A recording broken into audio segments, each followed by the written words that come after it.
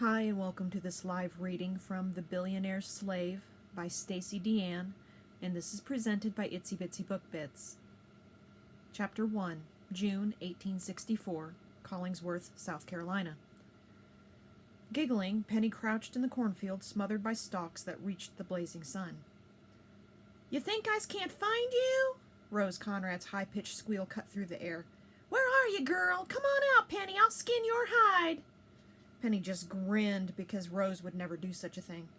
She emerged from her spot and moved through the stalks. She loved how the soft dirt cradled her tiny feet, protecting them from the heat, at least temporarily. "Penny!" Penny ducked when she saw Rose standing a few feet in front of her, still looking spotless in her sparkling pink dress, the bell-shaped skirt so wide Penny never understood how Rose fit in these stalks every day, but she did. "Come on, Penny!" Rose huffed, holding her petite waist, her lively strawberry blonde ringlets covered in silk, pink bows under her wide-brimmed bonnet. "I's not foolin'." She took out her embroidered fan. "I's tired now." "You always say that." Penny remained in her hiding place. "So I's give up and you wins again." "Nah, I's serious now." Rose turned in the opposite direction, shoving stalks out of her way. "Rose?" Penny raced through the stalks and caught up with her. "You won again." "Yes!" Rose jumped in place, clapping. "I's told you I always win." She kissed Penny's cheek. "Ah, you so pretty, Penny. I's can't believe we's grown now." Penny scratched her thigh through the embroidered linen dress. It was another one of Rose's old dresses, and Penny loved it because the garment hugged her middle and showed her shape. "How old is I again?"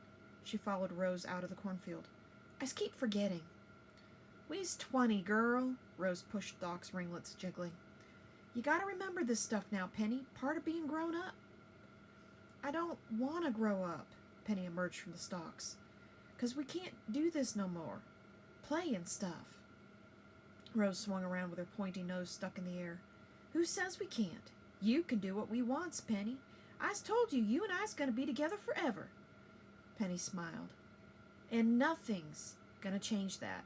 Rose pulled her close. "Look over there." She pointed to the modest two-story white house past the cotton fields where the few slaves Conrad had left still worked. "That's going to be my property one day. My dear parents won't be here forever, and it's going to be my responsibility to run things." "But women's can't run houses," Penny grimaced. "Besides, you getting married to Benjamin." "The hell I will." "Rose! If Massa heard you talking like that, he'd pitch you to that tree." "I'd rather be in that tree than marry Benjamin Atkins." "Why?" Penny gushed. "Oh, he's a fine young man, nice and very handsome." "I couldn't care less how he looks. I's ain't interested and never will be. If Papa makes me marry him, I's run away, Penny. I's mean it." "Okay, it's all right." "I's don't have to get married, Penny." Rose's eager brown eyes filled with malice. "That's society you talking about, and we don't need to be following society. After all, it's why your people are in chains." Penny sighed, watching the lowly niggers resting on their knees, their skin frying in the sun. "You know I don't agree with slavery." Rose stuck out her chin. "And once I own this property, there will be no slavery on this land." Penny gulped as Rose shook her hand and stared into her eyes. She didn't know why, but since she'd grown up, Penny got this nervous feeling in her stomach when Rose looked at her sometimes. She got it when she'd noticed Jasper, the overseer, looking at her too. He'd always be looking at Penny with a twisted smile and his eyebrow raised, as if he wanted to polish her off like an apple pie. "You trust me?" Rose pinched Penny's chin. "That I's always be there for you." "You done so much for me, Rose. Done treated me like a part of the family. Protected me when I's done wrong and Massa Conrad gets mad." Penny clutched the skirt of her dress. "Gives me these beautiful dresses. And shoes you refused to wear, but go on," Rose snickered. "And you even taught me how to read." Penny lowered her voice. "I's love them's books you be giving me. I's do love you, Rose, even if I don't say it much." "I know you love me, Penny." Rose's eyes narrowed, and she tilted her head as she clutched Penny's face. She laid her lips on Penny's, but it didn't feel like the sisterly kisses she gave her on the cheek. That strange tingle returned in Penny's stomach, and she pushed Rose away a little harder than intended. "Oh, forgive me, Rose." She dropped her head. "I's sorry. You just caught me off guard is all. Please don't be mad." Rose's smile was a combination of sweet and sneaky. In due time, Penny. Penny didn't know what that meant, but suddenly didn't care when she saw the elegant black carriage coming up the road. Who is that? Rose scoffed, wiggling her shoulders. Never you mind. Penny walked across the road that separated the Conrad house from the cornfield. Penny! Rose followed, struggling in that enormous dress. Hold on! She grabbed her. Why you care so much? It's Papa's business. I ain't never seen that carriage or one like it. It's so elegant and expensive.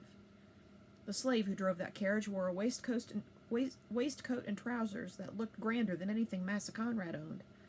Whoa! He pulled the reins, and the two brown horses stopped in front of the house. Felix, the Conrad's head house slave, rushed out of the house to greet the intriguing guest. A tall gentleman gallantly stepped out of the carriage with a top hat and sparkling cane that looked more expensive than anything on the Conrad plantation. He looked in Penny and Rose's direction. The shooting stare of his black eyes landed on Penny and refused to let go. His full lips curved into that smirk that the rich seemed to save for the poor. Under his hat, she could see his hair was wavy and black as soot. His long sideburns hugged his triangular jaws, his mustache and beard as shiny as his carriage. Right this way, sir. Felix escorted the man and his slave toward the house. Penny struggled to swallow, her dry throat tingling. Close your mouth, girl, Rose huffed, before something flies in it. Who was that? Leon Falcon. Rose waved her fan in front of her face. Everyone calls him Falcon. Leon Falcon? Penny whispered. Where have I heard that name? Falcon Railroads, Rose raised an eyebrow. He owns every railroad from here to the north. He builds railroads? Yep, Rose popped a Whitman's chocolate in her mouth. He's 38 and already a billionaire. What's that? You know how rich Richard Hansen is? Well, he owns several cotton gins, and Falcon got more money than he'll ever have. Falcon practically owns the South. He looks like it. Did you see his clothes? Penny whistled. That waistcoat was the finest I ever seen. Oh, what is he doing here, Rose? I told you, never you mind. Rose handed Penny candy.